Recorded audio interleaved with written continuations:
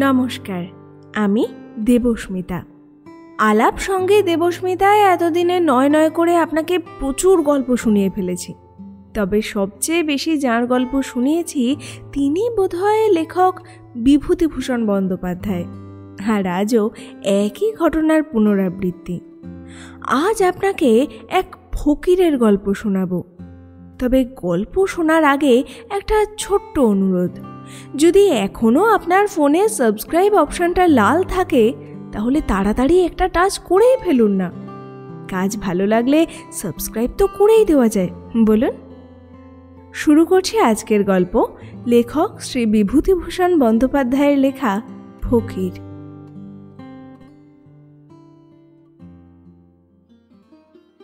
ইচু মণ্ডলের আজ বেজায় সর্দি হয়েছে।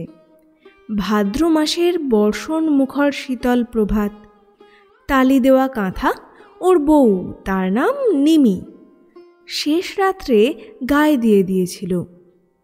এমন সর্দি হয়েছে যেন মনে হচ্ছে সমস্ত শরীর ভারী। ইচু শুয়েই পা দিয়ে চালের হাঁড়িটা নেড়ে দেখলে সেটা ওর পায়ের তলার দিকেই থাকে। হাঁড়িটাতে সামান্য কিছু চাল আছে বলে মনে হলো তার।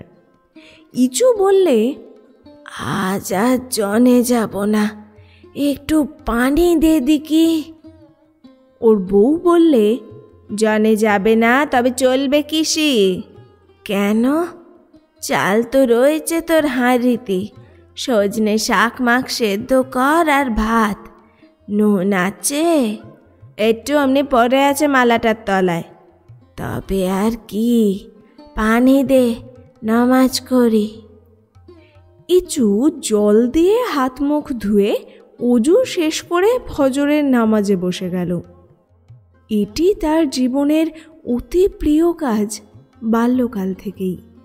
মজুরি করতে না যেতে পারে সে, কিন্তু নামাজ না করে সে দিনের কাজ কখনো আরম্ভ করেনি।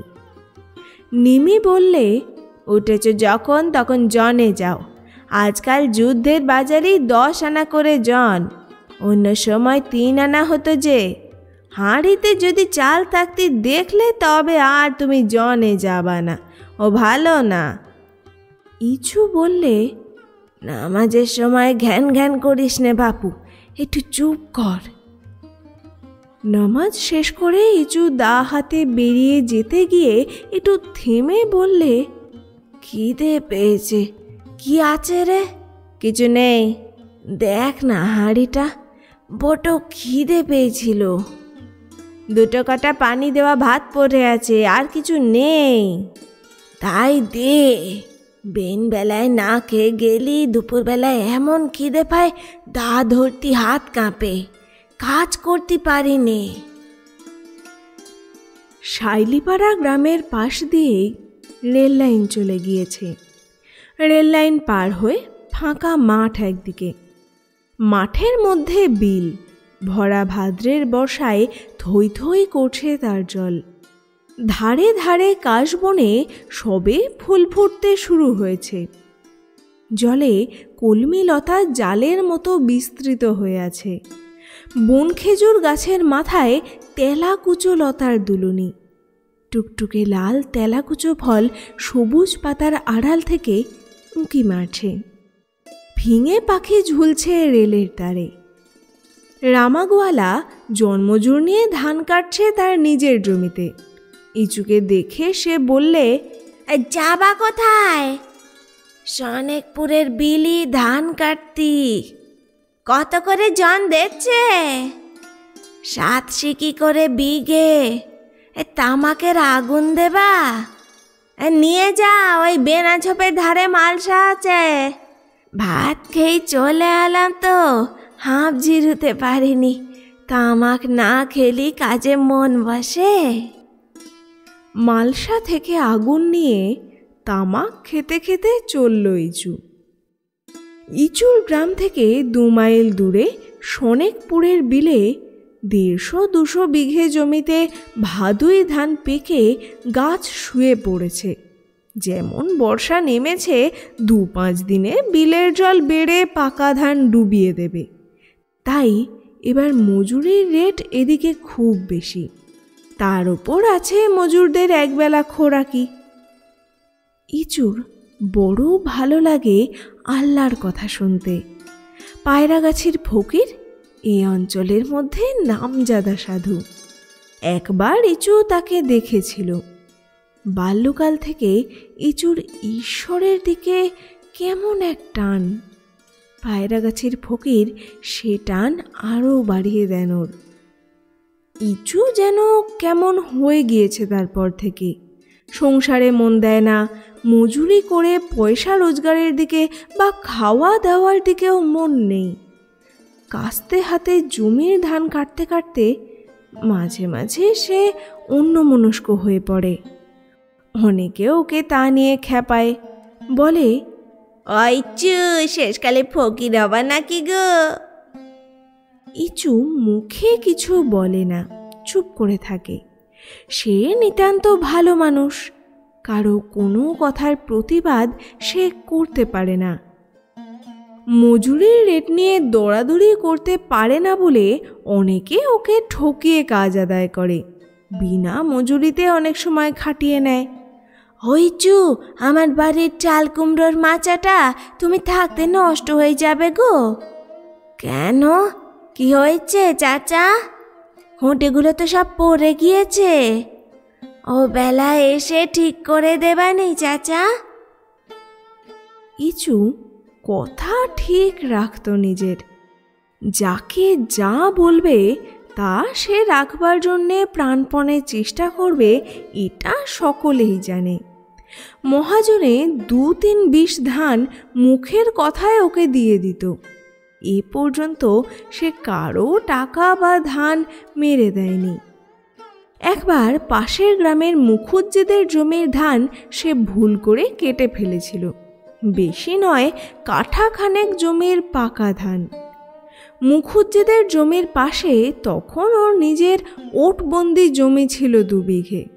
মুখুজ্জে মশাই যখন জানতে পারলেন তাঁর জমির ধান কে যেন কেটে নিয়েছে, তখন খুব হইচই জুড়ে দিলেন। কে ধান কেটেছে সন্ধান করতে পারলেন না, কারণ সবারই তখন ধান কাটবার সময়, সকলেরই বাড়িতে ধান, কার ধান গিয়ে তিনি ধরবেন? দিন 2 পরে ইচু গিয়ে সন্ধেবেলা তার বাড়ি হাজির হলো। মুখুজ্জে মশাই বললেন, কি মনে করে? ইচু বললে, সালাম বাবু, একটা বড্ড ভুল করে ফেলেছি। কি রে? আপনার জমির ধানটা কাঠাখানে কেটে ফেলে ঘরে নিয়ে গিয়ে তুললাম। তা বাবু, দেড়া সুদ দিয়ে সেই ধানটা আপনারে ফেরত দিতে চাই। ও, তোর কাজ ইচু, আমি আকাশ পাতাল হাত রাখছি। আগে হ্যাঁ বাবু, সেদিন বড্ড বর্ষা, জমির আল ঠিক করতে পারলাম না।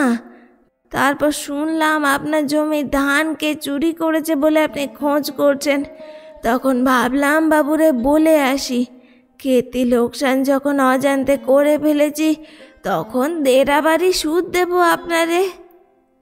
মুখুজ্জে মশাই বিশ্বাস করলেন ওর কথা। ইচুকে অন্তত চোর বলে কেউ সন্দেহ করবে না। ইচু জন খেটে খায় বটে, কিন্তু আশপাশে 4-5 গ্রামের লোক ওকে মনে মনে শ্রদ্ধা করে। মুখুজ্জে মশাই বললেন, তোকে সুদ দিতে হবে না ইচু, আমার ধান যা কেটেছিস ও আর ফিরিয়েও দিতে হবে না, ও তোকে দিলাম। ভুলে করে ফেলেছিস, তা এখন আর কি হবে?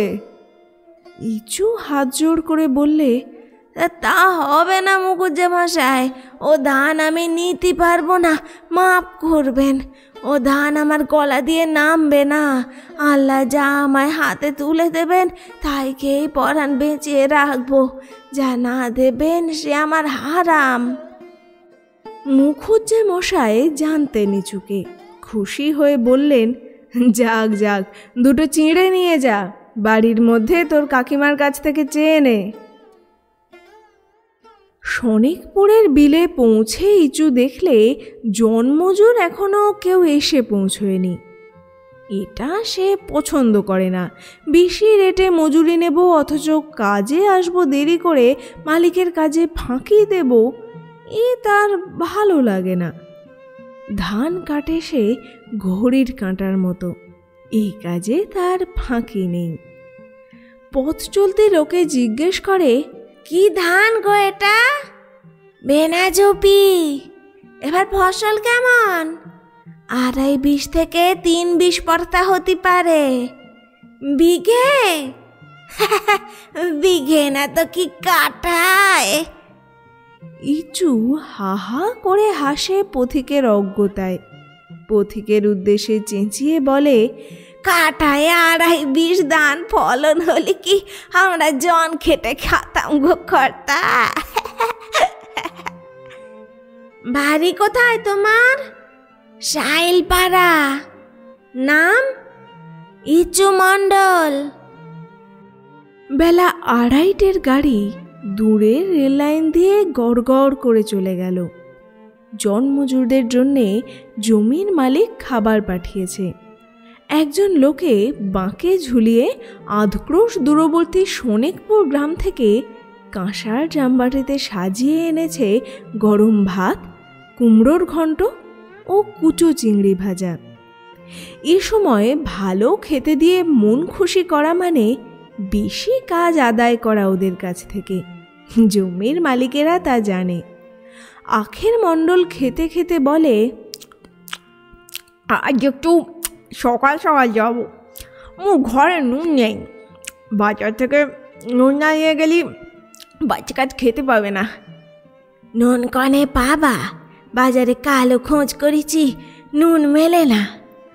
ও মা, আলু খেয়ে মুখে তো পোকা পড়ে গেল। আর অন্ধকারে খেয়ে খেয়ে চোখে ঢেলা বেরুলো। কেরাচিনি তেলের মুখ দেখিনি কতকাল। কুমড়োর ঝালটা করেছে বেশ। শোনেকপুরের এরা খেতে দেয় ভালো, পেটটা ভরি খেতে দেয়। কেরাচিনি পাওয়া কোথায়? খাওয়া দাওয়া শেষ করে আখের মণ্ডল দা কাটা তামাক সাজালে কলকেতে। বেশ করে আগুন ধরিয়ে প্রবীণ রমজান মণ্ডলের হাতে দিয়ে বললে, হ্যাঁ দে ধরো চাচা। ইচু বললে, চাচা তোমার বয়স হলো 20? তা যেবার জোড়া বন্যা হয়ে সেবার আমি গরু চড়াতে পারি। 30 কি 40 হলো প্রায়। কেউ বিশেষ বুঝতে পারলে না। জোড়া বন্যা কত বৎসর পূর্বে কোন সালে হয়েছিল কেউ জানে না। রমজানের বয়স কম হলেও 70 ছাড়িয়েছে। যখন সে গরু চড়ায় তখন এরা কেউই জন্মায়নি। সংখ্যা সম্বন্ধে জ্ঞান এদের নিতান্তই সীমাবদ্ধ। বেলা যায় যায়। 5টার গাড়ি গড়গড় করে মাদলার বিলের উপর দিয়ে চলে গেল। ঝিঙের ক্ষেতে ফুল ফুটেছে শনেকপুরের মাঠে। নোয়ালি সর্দার জাতে বুনো, শনেকপুরের মধ্যে অবস্থাপন্ন। গরুর পাল তাড়িয়ে নিয়ে যাচ্ছে গ্রাম্য পথ ধরে। ইচু সন্ধ্যার নামাজ শেষ করে উঠতেই বেড়ার ধার থেকে নোয়ালি সর্দার বললে, ওইচু কাল আমায় জন দিতে পারবা? না গো। কেন? শনেকপুরওয়ালাদের বিলির ধান কাটা হচ্ছে। চলো আমার বাড়ি, তামুক খেয়ে যাবা। রমজান মণ্ডলকে ইচু ডাক দিলে, ও চাচা, সর্দারের বাড়ি তামুক খাবা চলো। নোয়ালি সর্দারের তামুক খাওয়ানোর আসল উদ্দেশ্য মজুরির রেট সম্বন্ধে দর দস্তুর করা। ইচু রমজানের পুত্রের বয়সী, সুতরাং দর দস্তুর সম্বন্ধে রমজানই নেতা হয়ে কথাবার্তা চালালে। 7 শিকের কম পারবনি গো, এতে তুমি রাগ করো না সর্দার। রমজান চাচা, তাঁটে আমায় গলায় পা দিয়ে মেরে ফেলো না কেন? অন্যায্য কিছু তো বলছি নে। অন্যায্য নয় চাচা, যা ছিল 14 আনা তাই 7 শেকে। এটা ভেবে চিনতে কথা বলো। 5 শেকে করো, 5 শেকে করো। আর চাল ডাল মাছ পেটিয়ে দেবানি, তোমরা রান্না করে খেও। মোদের রান্না তো তোমরা খাওয়া না। আমার পুকুরি এবারে এত বড় বড় চ্যাং মাছ। নোয়ালি সর্দার হাত দিয়ে কাল্পনিক মৎস্যের দৈর্ঘ্য নির্দেশ করলে, যদি লোভ দেখিয়ে এদের কাজে টানা যায়। রমজান ঘাড় নেড়ে বললে, ও হবে না সর্দার, 7 শিকের কম করলি। আর এক কলকে ধরাও চাচা, এদের গাছের জালি শশা গোটা কতক নিয়ে যাও, দুজনে খেও। শশা পুঁতেছিলে? মাচার শশা না মেটো? মেটো কোথায় পাবো চাচা, এই উঠোনটাতে মাচা করে দিয়ে এলাম। শিম বরবটি শশা কিনে খাবার তো ক্ষমতা নেই মোদের, তরি তরকারি যা আগুন দাম। সে কথা আর বলো না, হাটে বাগুন কিনতাম পয়সায় 200-300, তাই এখন বলে 8 আনা সের। খাদ্য খাদ্য কুটে গেল। ঝিঙে আছে? দা তোমার বাপ মায়ের আশীর্বাদে 2 কটা দেবানি তুলে খেও। যাগে যাগে, 5 শিকেই দিও সর্দার, কারো কাছে পের কাশ করো না যেন এ কথা। ইচু ও রমজান তামাক খেয়ে ঝিঙে ও শশা নিয়ে উঠে চলে এলো। নোয়ালি সর্দারের উদ্দেশ্য সিদ্ধ হয়েছে। সে জানে রমজান জন্মজুরের নেতা, ওর কথায় দর দস্তুর ঠিক হয়, ওকে খুশি রাখলেই হলো। ইচুর বাড়ি ফিরতে রাত হয়ে গেল। নিমিকে বললে, ভাত রেঁধেছিস? এবেলা শরীরটা খারাপ, পানি দেওয়া ভাত আছে তাই খাও। তরকারি কিছু নেই, এই ঝিঙে কটা রেঁধে দে। রাঁধবো কি দিয়ে? তেল কনে 5 পালা ধার করে এনেলাম আচিরন বিবির কাছতে, এখনো শোধ দিতে পারিনি, আবার কি ধার করতে চড়ব? পুরা। নিমি খিলখিল করে হেসে উঠে মুখে আঁচল চাপা দিয়ে বললে, আমা মুই কনে যাবা গো, ঝিঙে পোড়া কেউ কখনো শুনিনি, খেতে পারবা না? আরে পারবো পারবো, দে তুই। খাওয়া দাওয়া শেষ হলো প্যাকাটির আলো জেলে। তেল নেই, ঘর দৌর অন্ধকার, কে আসে কে যায় কিছু বোঝা যায় না। কচু ঝাড়ে কেউ ঝাঁকার ঝোপে জোনাকি জ্বলছে, উঁচু নিচু উঁচু নিচু। দেবতা ঝিলিক মারছে, রাত্রে বৃষ্টি হবে বোধহয়। ভাদ্রের গুমোট গরম।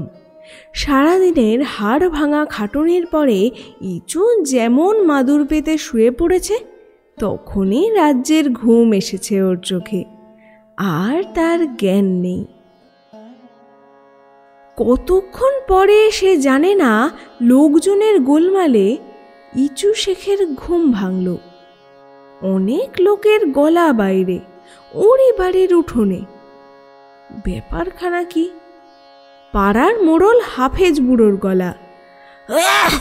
ও ইচু, ইচু বাড়ি আছো? বুঝির অতি শেখ ডাকছে, ও ইচু বলি ওঠো, শোনা এদিকে। ভোর সবে হয়েছে, কাকপক্ষী ডাকতে শুরু করেছে। ইচু ধর্মর করে উঠে বসে চোখ মুছলে। ফজরের নামাজের সময় উত্তীর্ণ হয়ে যায়, কিন্তু এত লোক ওর উঠোনে কেন? তাকে ডাকাডাকি বা কিসের এত সকালে? বাইরে এসে ঘুম চোখে উঠোনের দিকে চেয়ে ও অবাক হয়ে গেল। পাড়া শুদ্ধ মানুষ সব ওর উঠোনে। সে বিস্মিত সুরে বললে, কি হয়েছে গো মোড়লের পো?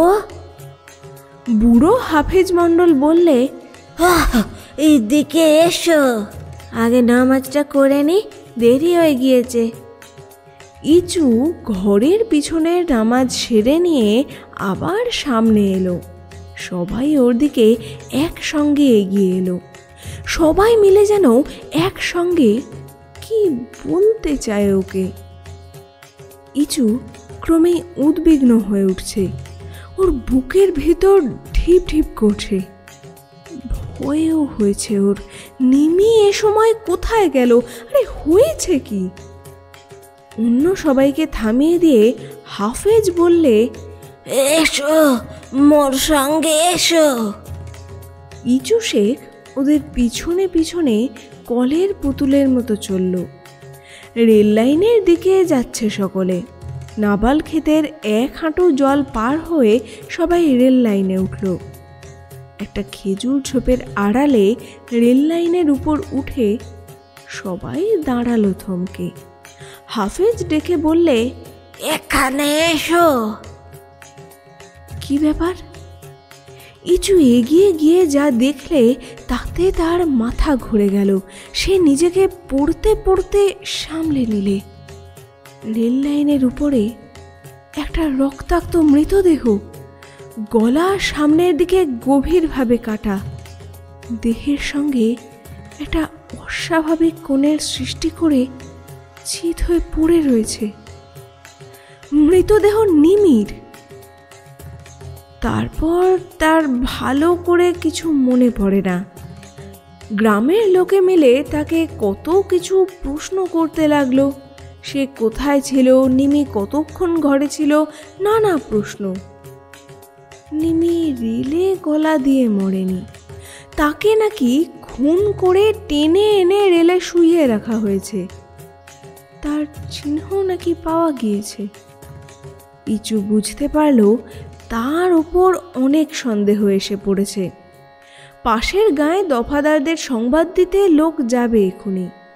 তার আগে ইচুকে একবার জিজ্ঞেস করা দরকার, সে কোথায় ছিল তা জানা দরকার। সেই জন্যই গ্রামের লোক তার বাড়িতে গিয়ে ডাকাডাকি করেছিল। ইচু মাথায় হাত দিয়ে বসে পড়ে বললে, মুই কিছু বলতে পারি না চাচা, আল্লাহ জানে মুই মরার মতো ঘুমোতে নে গেলাম। বৌড়ি কিছু বললে? ঝগড়া হয়েল? কিছু না চাচা, বউ ঘরে শুয়েল। ইচুর মনে একটা ভয়ানক সন্দেহ উঁকি মারলে। এই প্রশ্ন করে কেন লোকে? বছিরতে শেখ এগিয়ে এসে ওকে উঠিয়ে বললে, মোর কথা সবাই শোনো, ইচু সেরকম লোক নয়। চলো এখনই বোন গায়ে ওকে নিয়ে মুক্তার বাবুদের কাছে। বিহিত কথা তারা বলবে, তাদের পরামর্শটা নেওয়া দরকার। এখানে থাকলেই এখনই দফাদার এসে ওকে বাঁধবে। তার আগে চলো মোরা 6-7 জন ওকে নিয়ে বোন গায়ে যাই, পরামর্শ নিয়ে ফেলি পুলিশ গ্রেপ্তার করার আগে। কে কে যাবা? দেখা গেল প্রায় সকলেই যেতে চায়। ইচু ভগ্ন স্বরে বললে, কিন্তু কিন্তু উকিল মুক্তার বাবুদের টাকা মুই কন্ধে দেব? মোর হাতে একটা টাকা আছে কালকার জনের দরুন, তাতে হবে? হাফেজ বললে, টাকার জন্যই তুমি ভেবো না। টাকার জন্যই তোমার ভাবনা হচ্ছে কেন? তোমার জান যদি বাঁচে কত টাকা হবে সে ভাবনা মোদে। তুমি চলো দিনি, কি বলো বছিরদ্দি? বছিরদ্দি বললে, তালি চায়, টাকার জন্য তুমি ভেবো না, সে মোরা দেখবো। হাফেজ বললে, রেল লাইন ধরে চলো যাওয়া যাক, সোজা রাস্তা দিয়ে গেলে পুলিশ ধরবে। বেলা 7:30টার মধ্যেই ওরা বনগ্রামের বড় মুক্তার রামলাল চাটুর্যে মহাশয়ের বাসায় পৌঁছে গেল। রামলাল বাবু বেশিক্ষণ ওঠেননি, শিরেস্তায় বসেই চা খাচ্ছেন এবং মুহুরী দুলাল চক্রবর্তীকে বিলম্ব করে আসার জন্য তিরস্কার করছেন। কাল চলে গেলে কাছারি থেকে বাড়ি, জামিননামা 2 সই করাতে হবে, সে তোমার খেয়াল থাকে না। এখন এলে 8টার সময়, এমন করলে কি করে আমি কাজ চালাই? ওদের দরখাস্তের নকল নেওয়া হয়েছে? আগে নকলের জন্য দরখাস্ত করা হয়েছে। কাল বিনয়বাবু সকাল সকাল চলে গিয়েছিল, দেখা পাইনি। সকালে কাছারিতে গিয়ে আজ নকল 2খানা বার করে ফেলো আগে, নইলে জেরাই খাবে না। কে কোত্থেকে আসা হচ্ছে? হাফেজ মণ্ডল এগিয়ে এসে নিচু হয়ে ডান হাত তুলে কপালে ঠেকিয়ে বললে, সেলাম বাবু। কি ব্যাপার, বাড়ি কোথায়? হাফেজ মণ্ডল বললে, বিপদে পড়ে এলাম বাবুর কাছে, বড্ড বিপদে পড়ে গিয়েছি, খুনের ফ্যাসাদ। রামলাল বাবু প্রবীণ মুক্তার, মুক্তারি ব্যবসায় চুল পাকিয়েছেন। শক্ত কেসে লোকে যখন পড়ে তখন দিকবিদিক জ্ঞানশূন্য হয়ে পয়সা খরচ করে, ধীরভাবে সে পয়সা আদায় করতে হয়। সুতরাং একটা সিগারেট ধরিয়ে, প্রবীণ হলেও রামলাল বাবু তামাক খান না, সিগারেটখোর। সিগারেট ধরিয়ে তিনি আরাম করে টান দিয়ে গম্ভীরভাবে বললেন, খুন? কীরকম খুন? হাফেজ ইচুর দিকে আঙুল দেখিয়ে বললে, এই লোকের বউ গলা কাটা অবস্থায় কাল রাতে রেল লাইনে পাওয়া গিয়েছে। ওর নাম কি? ইচু। ও রাত্রে কোথায় ছিল? বাড়িতেই শুয়েছিল বাবু। বউয়ের স্বভাব চরিত্র কেমন? হাফেজ চুপ করে রইল। সে প্রবীণ লোক, গ্রামের মোড়ল, তার মুখ দিয়ে আর ও কথা বার হয় কেন? বছিরউদ্দিন শেখ পাশ থেকে ঈষৎ গলা খাঁকারি দিয়ে বললে, বাবু ভালো না। ইচু অবাক হয়ে বছিরউদ্দিনের মুখের দিকে চেয়ে রইল। নিমির স্বভাব চরিত্র ভালো ছিল না? কই একদিনও তো সে কিছু জানে না। সে নিমির স্বামী, সেই কেবল জানে না, আর সবাই জানে। হাফেজ চুপ করেই রইল। বছিরউদ্দিন বলে যেতে লাগলো, বাবু এ লোক বড্ড ভালো মানুষ, নিরীহ ভালো মানুষ, ও কিছু জানে না এসব কথা, খুনও করেনি। রামলাল মুক্তার বাধা দিয়ে ধমকের সুরে বললেন, তুমি কি করে জানলে? তোমাকে ডেকে নিয়ে গিয়ে লোকে খুন করবে নাকি? যা তুমি জানো তাই বলো, যা জানো না তা নিয়ে জ্যাঠামি করো না। যাও বসো ওখানে। পরে হাফেজের দিকে চেয়ে বললেন, তুমি কি জানো বলো মোড়ল। বছিরউদ্দিনের অবস্থা বিপর্যয়ে হাফেজ একটু ভয় পেয়ে গেল। সমীহ করে সংযত হয়ে বললে, আগে বাবু যা বলেছেন অতি লেজ্জ কথা, তবে তবে তবে ইচু আমাদের লোক ভালো, সবাই একথা জানে। আপনি সব লোককে জিজ্ঞেস করুন, সবাই একথাই বলবে। রামলাল বাবু সিগারেটে টান দিয়ে বললেন, ঘটনা বলো। হাফেজ ঘটনা বর্ণনা করলে। ইচু মণ্ডলের মুখে সে যা শুনেছে। জন খেটে এসে ইচু অঘরে ঘুমোচ্ছিল, সবাই গিয়ে ডেকে ওর ঘুম ভাঙায়। ও বলেছিল রাত্রে ঘুমে অচৈতন্য হয়ে পড়েছিল, কি হয়েছে না হয়েছে সে কিছু জানে না। শোবার আগে ওর স্ত্রী ওকে ভাত খেতে দিয়েছিল, ঝগড়া বিবাদ কিছুই হয়নি। আত্মহত্যা নয়? না বাবু, গলায় অস্তরের দাগ দেখলেই বোঝা যায়, গলা কেটে রেল লাইনে ফেলে রেখেছিল। রামলাল বাবু বললেন, অন্তত তাই প্রিজাম্পশন হবে, পুলিশেও তাই বলবে।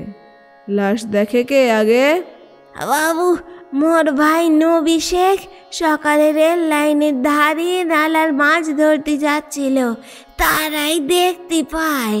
পেয়ে হন্তদন্ত হয়ে ছুটে এসে আমারে খবর দেয়, মুই তখনই দৌড়লাম লাইনের ধারে। আচ্ছা আচ্ছা বুঝেছি, থাক, সুর তাহাল আগে হয়ে যাক, তারপর দেখা যাবে। গ্রামের দফাদারকে খবর দিয়ে এসেছে তো? বেশ করেছো, বড্ড শক্ত কেস। সন্দেহ গিয়ে ইচু মণ্ডলের উপরই পড়বে। বউয়ের স্বভাব চরিত্র খারাপ ছিল, ভালো মানুষ লোক হঠাৎ রেগে উঠলে এসব ক্ষেত্রে ভয়ানক হয়ে ওঠে কি না? তোমরা লুকিয়ে চলে এসেছো? হ্যাঁ বাবু। একটা কথা শিখিয়ে দিই, ইচু। ইচু এগিয়ে গিয়ে সেলাম করে দাঁড়ালো, তার পা দুটো ঈষৎ কাঁপছে। বলি শোনো, তুমি খুন করেছো কি না করেছো তা আমি তোমায় জিজ্ঞেস করব না, আমাদের তা কাজ নয়। আমরা ধরে নেব যে তুমি খুন করনি। কিন্তু পুলিশে তা শুনবে না, তোমাকে আজ সম্ভবত রাস্তায় যেতে যেতেই গ্রেপ্তার করবে। তোমায় স্বীকার করাবার নানা রকম চেষ্টা করা হবে, কিন্তু কিছুতেই তুমি বলো না যে তুমি খুন করেছো। স্বীকার কিছুতেই করবে না, করেই থাকো বা নাই করে থাকো, বুঝলে? যাও, সাবধানে যাও। হাফেজ বললে, বাবু পুলিশই ধরলি রাখবে কনে ওরে? রাখবে হাজতে, যতদিন না বিচার শেষ হয়। তবে এখানে শেষ বিচার হবে না। দোষী প্রমাণ হলে দায়রায় চালান হবে যশোরে, সেখানে জজ সাহেব বিচার করবে। বাড়ি গিয়ে পয়সা কড়ি জোগাড় করো গিয়ে, বড্ড ফ্যাসাদে পড়ে গিয়েছ, অনেক টাকার খেলা। হাফেজ ও বছিরদ্দি সব শুনে যেন মাটির মধ্যে বসে গেল। বনগাঁয়ে মোক্তারবাবুর টাকাই জোগাড় হয় না, আবার যশোর জেলায় কোর্টের উকিলবাবুদের টাকা গরিব গ্রামের লোকের চাঁদায় কি জোগাড় হয়ে উঠবে? ইচুকে বাঁচানো মুশকিল হয়ে উঠল। এতক্ষণ পরে ইচু কথা বললে, এতক্ষণ সে একটি কথাও বলেনি। এইবার সে হাত জোর করে বললে, বাবু মোর একটি কথা বলবার আছে। ওর মুখের দিকে সবাই চাইলে, মোক্তারবাবুও চাইলেন। এইবার বোধহয় সব প্রকাশ করতে চাইছে লোকটা, এইরকমভাবেই বলে, তিনি জানেন। হাফেজ ও বছিরদ্দি মুখ চাওয়াচাওয়ি করলে। কি জানি ওর পেটে কি আছে, মানুষকে সবসময় বাইরে থেকে চেনা যায় না। রামলাল মোক্তার জিজ্ঞাসু দৃষ্টিতে ওর দিকে চাইলেন। ভাবটা এইরকম, বলে ফেলো বাবু যা আছে পেটে, অমন অনেক ঘুঘুই আমরা দেখলাম, তুমি এখনো বাকি আছো। বাবু মোর একটা দরবার আছে বাবু, যাতে হয় আপনি তা দেখবেন। মুই গরিব লোক, জন খেটে খাই, আপনার পয়সা হয়তো মুই দিতে পারবো না, গরিব বলে দয়া করে আবদার রাখবেন মোর। আল্লাহ দিন দুনিয়ার মালিক আপনার ভালো করবে। আহা পাছো না, কি কি কি বলো? বাবু যেখানে মোরে ডাকে যা করে খেতে নেই, কিন্তু বাবু আপনি এইটা তাদের বলে দেবেন, ব্যবস্থা করে যেন 5 ওয়াক্ত নামাজ আমি সেখানে পড়তে পারি। আর কিছু আমার বলবার নেই বাবু। রামলাল বাবুর সেরেস্তায় বজ্রপাত হলেও লোকে অতটা চকিত হতো না। হাফেজ ও বছিরদ্দি পরস্পর মুখ চাওয়াচাওয়ি করলো। আবার ঘুঘু মোক্তার রামলাল চাটুর্যেও হাঁ করে ওর মুখের দিকে চেয়ে রইলেন। এরকম কথা এই সময়ে তিনি সামান্য একজন গ্রাম্য লোকের মুখ থেকে আশা করেননি, যে খুনের দায় আজ পথেই হয়তো পুলিশ কর্তৃক গ্রেপ্তার হবে, আজ বাদে কাল যাকে দায়রায় চালান দেওয়া হবে, শত অসুবিধা, অর্থনাশ, নির্যাতন যার সামনে, আর আইনের খাঁড়া যার মাথার উপর ঝুলছে, নিষ্ঠুর নিয়তির হৃদয়হীন রক্তাক্ত ইঙ্গিতের মতো। রামলাল বাবুই সেদিন বার লাইব্রেরিতে গিয়ে গল্প করেছিলেন। সত্য অবাক হয়ে গেছিলাম ভায়া, যখন লোকটা ও কথা বললে। আজ যাকে পথেই অ্যারেস্ট করবে পুলিশে, কাল পূর্বে হাজতে যার সব যেতে বসেছে, সে যে ওই ধরনের রিকোয়েস্ট করতে পারে তা আমার মাথায় আসেনি। আমি আগে ভেবেছিলাম বুঝি কনফেস করবে, সামান্য একজন লোক। আমার চোখে জল এসে পড়ল ভায়া। ওরা সব চলে গেল। ইচু শেখকে ওরা বাজার থেকে পেট ভরে তেলে ভাজা সিঙাড়া, কচুরি আর মুড়ি খাওয়ালে। হাফেজ বললে, ওরে চারটি হোটেলের ভাত খাইয়ে নিলে ভালো হতো, পুলিশে ধরলে কোথায় নিয়ে যাবে। বাবা আজ খাওয়া হবে কিনা তা তো ঠিক নেই। কিন্তু অত সকালে হোটেলের ভাত পাওয়া গেল না। রাস্তা চলতে লাগলো সবাই। দুপুরের কিছু দেরি আছে। ইচু পথের পাশে এক বটতলার ছায়ায় নামাজ পড়তে বসল। আর কোনো কথা ওর মনে পড়ে না। ঝিরঝিরে হাওয়ায় আজ পথের ধারের গাছতলায় অপূর্ব আনন্দ ও শান্তি নেমে আসে প্রাণে নামাজের সময়। সে সব ভুলে যায়, চোখে যেন জল আসে। নিমি কত ভাত রেঁধে দিয়েছে, কত আদর যত্ন করেছে। তার চরিত্র খারাপ ছিল, সে কিছু জানে না। নিমির জন্যে বুকের মধ্যে একটা বেদনা। নিমিকে সে খুন করবে? কাউকে কখনো খুন করার কথা তার মনেই আসেনি। আল্লাহ সাক্ষী আছেন সব কাজের। ভয় কি? মালিক যা করবেন তাই হবে। রাস্তায় ওকে পুলিশে ধরলে না। বেলা 2টোর সময় বাড়ি ফিরে ওরা দেখলে পুলিশ দফাদার অপেক্ষা করছে ওদের পাড়ার বড় মোড়লের বাড়ি। লোক গিজগিজ করছে। ডাক হাঁক সাক্ষীর জবানবন্দি হতে বিকেল হয়ে গেল। শাইলিপাড়া গ্রামের সবাই এক বাক্যে দারোগার সামনে বললে ইচুর দ্বারা এ খুন হয়েছে তারা কেউ বিশ্বাস করে না। জবানবন্দিতে আরও প্রকাশ পেল, ইচুর স্ত্রী নিমি প্রায় রাত্রে স্বামীকে ঘুম পাড়িয়ে বাড়ি থেকে বেরুতো। গ্রামের মধ্যে তার প্রেমিকের অভাব ছিল না, প্রেমের প্রতিদ্বন্দ্বিতাও চলত। দারোগা ইচুকে সামনে ডাকিয়ে প্রশ্নের পর প্রশ্ন করলেন। শেষে বললেন, আর তুমি কিছু জানতে না যে তোমার স্ত্রীর চরিত্র খারাপ? না দারোগা বাবু, কিছু জানি না। মুই জানা, এতে চালান দিলে তোমার ফাঁসি হতে পারে। আল্লাহ যদি তাই মর্জি হয়, মোর মনে একটুকু খেদ থাকবে না দারোগা বাবু। তেনা যা মর্জি তিনি তাই করুন, মুই খুশি ছাড়া অখুশি হব না। বুড়ো হাফেজ মণ্ডল এগিয়ে এসে দৃঢ় কণ্ঠে সোজা হয়ে দাঁড়িয়ে বললে, কাকে কি বলছেন বাবু? আল্লাহর কথা উঠলি ও চোখ দিয়ে পানি পড়ে। অমন লোক এ দিগরে নাই। দারোগা বাবু বললেন, তুমি কাল রাত্রে কোথায় ছিলে? ঘরেই শুয়েছিলাম। মরার মতো ঘুম এসেছে চোখে। সনিকপুরের বিলি জন খাটেলাম সারাদিন। ওনারা ডাকলে সকালবেলা, তখন মুই ঘুম ভেঙে উঠি। দারোগা বাবু অভিজ্ঞ লোক, পুলিশের চাকরি অনেক দিন করছেন। কে সাধু কে বদমাইশ চেনেন। ইচুর দ্বারা এ কাজ হয়নি ওর মুখের দিকে চেয়ে তখনই বিদ্যুতের লেখা বাণীর মতো তার মনের মধ্যে এই সত্য উদয় হলো। সেই সন্ধ্যায় ইচু নামাজ সেরে ভাঙা খালি ঘরে ঢুকতেই ওর প্রাণটা হা হা করে উঠল। নেমে, ও নেমে, মোরে ভাত এনে দে। সে আপন মনেই ডাকল।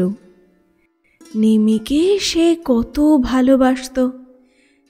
যে যা বলে ওসব সে বিশ্বাস করে না। বিচার করবার সে কেউ নয়। নিমিকে সে ক্ষমা করেছে। নিমি, ও নিমি, মোরে ভাত এনে দিলি নে? নিমি। পরদিন গ্রামের লোক সকালে উঠে ইচুকে আর তার ঘরে দেখতে পেলে না। সে এক বস্ত্রে বাড়ি থেকে বেরিয়ে গিয়েছে কখন। গৃহস্থালির কলসি, হাঁড়ি কুড়ি, নারকোলের মালা, 2-1খানা পিতলের ঘটি বাটি সব ফেলে রেখে গিয়েছে। খোলসেখালি গ্রামের প্রান্তে নদী তীরে তেঁতুল গাছের তলায় পর্ণকুটিরে একজন ফকির কোথা থেকে এসেছে। সন্ধ্যায় আকাশের নীল পটে মেঘের রচনার সঙ্গে সঙ্গে সে খেজুর চটা বিছিয়ে নদীর ধারে যখন নামাজ পড়ে, তখন লোকের সবিস্ময়ে তার মুখে দেখেছে এক অদ্ভুত আলো। প্রভাতী তারার মৃদু জ্যোৎস্নার মতো। এক সন্ধ্যা ভিক্ষাই তার উপজীবিকা। সবাই ওকে মানে, ভক্তি করে। নাম ওর ইচু ফকির।